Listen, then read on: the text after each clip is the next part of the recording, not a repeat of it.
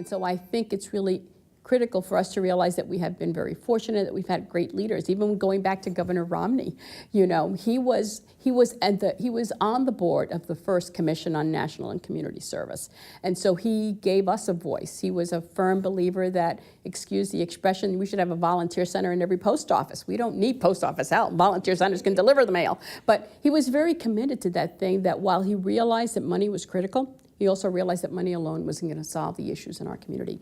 He was truly ingrained in the feeling that people is what multiplied the money. It wasn't just money. So that if I could give you 10 volunteers and you had $20, you could probably do a lot more with those $20 and the 10 people than if I gave you just $20, kind of a thing. Because he felt truly in the belief that that multiplying effect was really critical. And so for him, he's another great leader that we had that was at the national level, that was at front and center too on the Points of Light Foundation, would help also to nourish and really expand the volunteer center network around the country.